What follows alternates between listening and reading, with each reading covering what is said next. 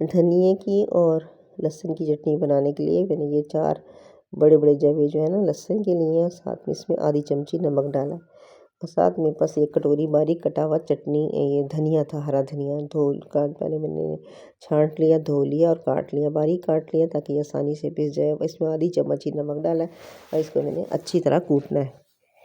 इसके नमक डालने से ना ये बहुत अच्छी तरह लेसी सी चटनी बन जाती है, कुट जाती है और आसानी से कुट जाती है।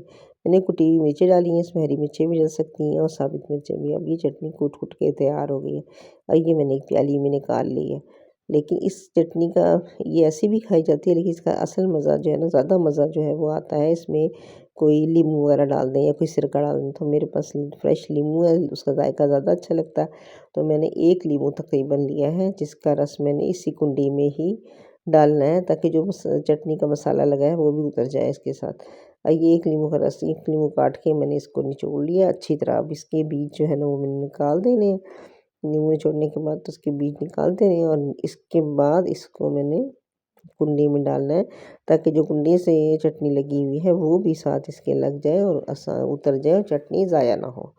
अब मैंने ये रस छान के अब इसी कुंडी में डाल देना है, और इसमें फिर मैंने चलाना है डंडा, ताकि जो डंडे पे चटनी लगी है वो भी इसमें आ जाए और चटनी बिल्कुल भी ज़ाया ना हो।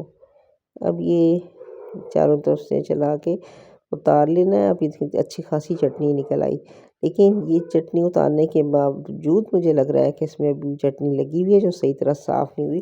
तो ये मैंने उतार लेना है, पहले इसमें मिला लूँगी इस चटनी में। उसके बाद जब ये खाली हो जाएगा फिर मैंने इसमें ज़रा सा पानी डालना है ताकि जो बाकी चटनी लगी हुई है वो भी उतर जाए।